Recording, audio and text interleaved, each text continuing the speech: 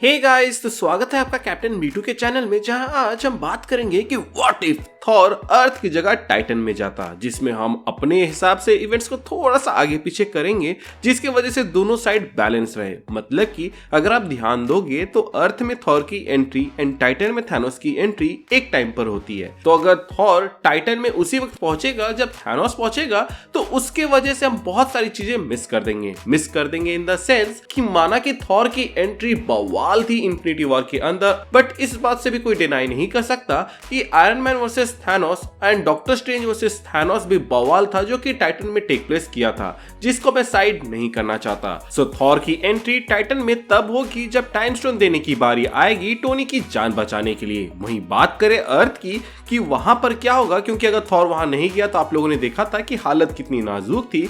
तो बॉस, इसका सिंपल निवारण ये है कि आउटराइडर्स हल्क बस्टर को चीरते हुए बैनर की जान मारने पे आ जाएंगे और इसी मोमेंट में हल्क ना चाहते हुए भी बाहर आएगा, जिसके बाद से हमें स्मार्ट हल्क देखने को मिलेगा। मैं यहाँ पे स्मार्ट हल्क को इसीलिए रहने देना चाहता हूँ, इसके पीछे दो कारण है। पहला तो ओरिजिनल राइटर्स भी यही चाहते थे, दूसरा कारण ये है कि मैं उसको यहाँ पे थोड़े क्रिएटिव वे में यूज करना चाहता हूँ, क्योंकि अगर इनक्रेडिबल हल्क और सैवेज हल्क रहा तो वो जा के मारेगा, वहीं अगर स्मार्ट हल्क रहा तो वो हल्क बस्टर के बचे हुए पार्ट्स को यूज करके दूर से ही मदद कर सकता है। मतलब कि वो रिपल्सर को यूज करके कैप्टन एंड ब्लैक पैंथर जैसे कैरेक्टर्स को कवर दे सकता है, साथ ही साथ अपने स्ट्रेंथ को यूज करके सामने वाले आ रहे बला को भी टाल सकता है। सो वहां पर जो मामला था उसको हल्क संभाल लेगा।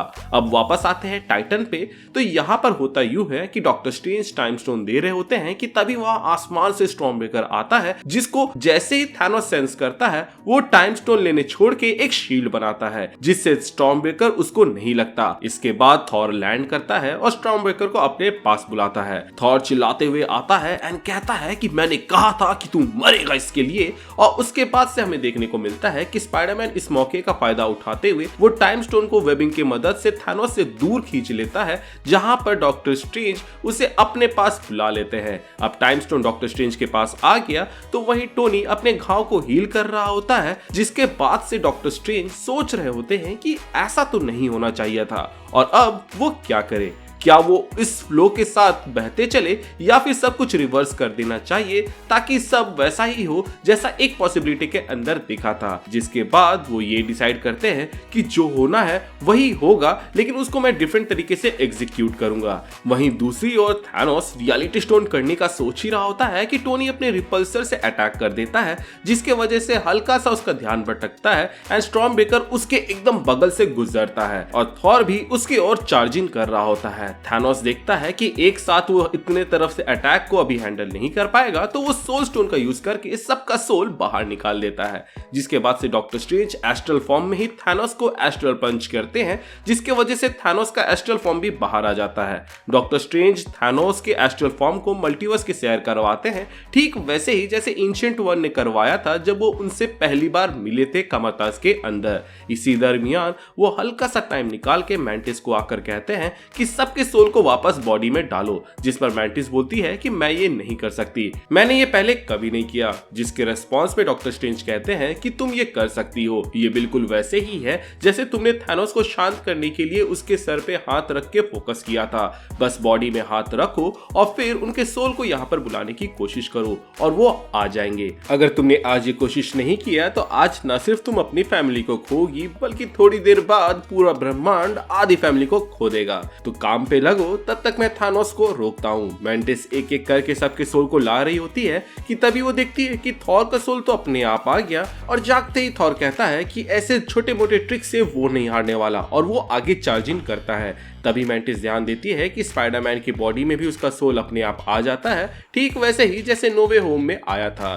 स्पाइडी वेबिंग करके थैनोस के बॉडी को एक जगह में बांधता है, वहीं टोनी अपने बॉडी में आते ही यूनिबीम को फुल पावर में करके थैनोस की ओर शूट कर देता है। वहीं दूसरी ओर थैनोस, जो डॉक्टर स्ट्रेंज के इस चाल को समझ चुका था, वो भी खुद के अपने बॉडी में वापस आ जाता है, जहां आते ही वो यूनिबीम के अटैक से बचने के लिए अपने हाथ को आगे करता है कि तभी उसे एहसास होता है कि थॉर का स्टॉर्मब्रेकर उसके हाथ को आधा काट चुका था, जिसपे वो इन्फिनिटी स्टोन को कमांड दे ही रहा होता है, लेकिन वो काम नहीं करते क्योंकि जब तक वो कमांड देता तब तक थॉर वहां पे थैनोस के हाथ को काट चुका था। उसके बाद से वहां पे थैनोस नीचे गिर जाता है, जिसके बाद से टोनी अपने नैनोबॉट्स को कमांड देता है कि उसके राइट हैंड को लॉकडाउन कर दे। वहीं स्टार लॉर्ड अपने एंटी ग्रेविटी टेक से उसके पैर के पास भेज देता है, जिसके वजह से वो जमीन में चिपका रहता है और फिर ड्रैक्स भी आकर उसके पैर को लॉक कर देता है। उसके बाद से नेब्यूला और स्टार लॉर्ड वहां पे आके थैनोस को मारने की कोशिश करते हैं, बट वो नाकाम होते हैं क्योंकि वहां पर उनके पास ऐसा कोई वेपन नहीं था जो कि थैनोस को चोट पहुंचा सके। कि तभी वहां पे थॉर आता है और उसके सीने में पैर रख के लोकी का आखिरी लाइन बोलता है कि तू कभी भगवान नहीं बनेगा, और एक फाइनल ब्लो में थैनोस का सर धड़ से अलग कर देता है। डॉक्टर स्ट्रेंज तब तक अपने बॉडी में वापस आते हैं, जिस पर टोनी कहता है कि स्ट्रेंज तुमने बताया क्यों नहीं कि थॉर यहाँ आने वाला है हमारे असिस्टेंस के लिए, जिस पे डॉक्टर स्ट्रेंज कहता कि ये वो पॉसिबिलिटी नहीं था जिसको मैंने देखा था जिसमें हम जीतते हैं। जिस पर टोनी कहता है कि तुम कहना क्या चाहते हो। तो डॉक्टर स्ट्रेंज बताता कि थैनोस को मारने एंड रोकने के कई सारे तरीके मैंने देखे। यहाँ पे थैनोस को जीतना था और वो टाइम स्टोन लेके अर्थ जाता, जहाँ पे उसे माइंड स्टोन मिलता, उसके बाद से वो स्नैप करता। मैंने सोचा था कि यहाँ पर जो कुछ भी हो एंड में उसे टाइम स्टोन मिल जाएगा और उसके बाद से वो अर्थ जाके माइंड स्टोन लेके स्नैप करेगा, लेकिन ऐसा करने से पहले ही थॉर ने उसे मार दिया। अब या तो मुझे यहाँ से टाइम को रिवर्स करके फिर से थॉर की एंट्री को होने से रोकना होगा, या फिर हमें प्रिपेयर करना होगा जो आने वाला है। जिस पे थॉर कहता कि जो भी आएगा उसका अंजाम थैनोस के जैसा होगा। जिस पे डॉक्टर स्ट्रेंज कहता कि मैं जिस थ्रेट की बात कर रहा हूँ वो थैनोस से कई गुना ज्यादा पावरफुल है। जिसके बाद से कैमरा जूम आउट होता और हमें एजैक एंड इकैरिस को बात करते हुए दिखाया जाता, जहां एजैक बोलती कि एवेंजर्स का टाइम नजदीक आ चुका है, और इसी के साथ ये मूवी खत्म हो जाती। जो लोग नहीं समझे उनको मैं समझा दूं कि अगर स्नैप ना होता तो इमरजेंस 5 साल के लिए नहीं टलता, ऐसा एजैक ने कहा था। साथ ही साथ उन्होंने ये भी कहा था कि थैनोस के स्नैप के बाद भी ह्यूमंस डटे रहे एंड उन सबको वापस लाया जो गायब हो गए थे।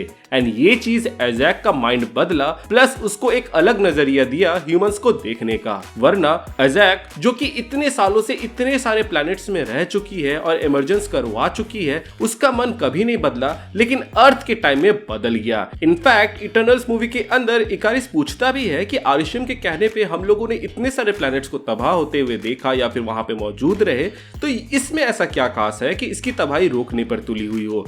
जिसके जवाब में एजैक बताती भी है कि 5 साल पहले थैनोस के स्नैप के वजह से इमरजेंस डिले हुआ, बट यहाँ के लोगों ने हिम्मत नहीं हारी एंड यहाँ के लोगों ने एक चुटकी से सबको वापस लाया। ह्यूमंस स्पेशल है और यहाँ पे जो अरिशम का फैसला है इन्हें बर्बाद करने का वो गलत है। जिसके बाद वो ये बताती भी है कि अर्थ के शुरुआती सिविलाइजेशन से वो यहाँ पर उन लोगों के साथ रही है जहाँ उसने उन लोगों को लड़ते झगड़ते देखा है, वहीं दूसरी ओर उसने प्यार करते एंड अपने सपनों को भी सच करते हुए देखा है। एजैक ने देखा है कि कैसे बड़े से बड़े मुश्किल को भी ह्यूमन साथ मिलकर टैकल कर लेते हैं एंड इसीलिए एजैक सबको एकजुट होने को बोलती है ताकि इमरजेंस को रोक सके। The point is snap MCU के अंदर जरूरी था, क्योंकि अगर ऐसा नहीं होता तो एजैक का मन शायद तक नहीं बदलता, जिसके वजह से जो इटर्नल मूवी में हुआ वैसा कुछ भी नहीं होता और टियामुट बाहर आ जाता, जिसके वजह से भले ही अर्थ के आधे पॉपुलेशन तो कभी गायब नहीं होते, लेकिन टियामुट के बाहर आते ही पूरे पॉपुलेशन ही गायब हो जाते।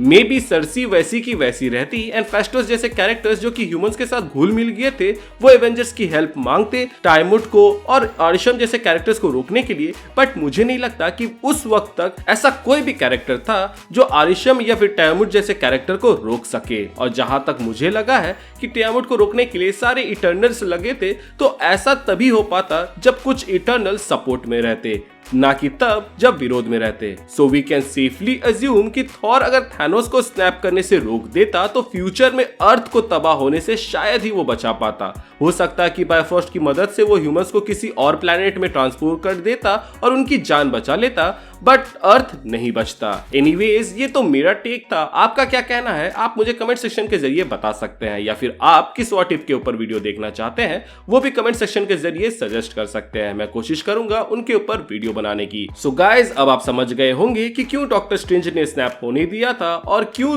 थॉर टाइटन नहीं गया बल्कि वाकांडा गया। सो गाइज आज के लिए बस इतना ही। आई होप आपको ये वीडियो अच्छा लगा हो, एंड अगर अच्छा लगा हो तो चैनल को सब्सक्राइब कर दीजिएगा, प्लस बेल आइकन भी दबा दीजिएगा ताकि आप ऐसे वीडियोस मिस ना करें। हमारे चैनल का एक छोटा सा मोटो है जो कि ये लोगों की मदद करे, अपना ख्याल रखे and keep moving forward current लगाकर आगे बढ़ते जाए। Thank you for watching this video, stay tuned.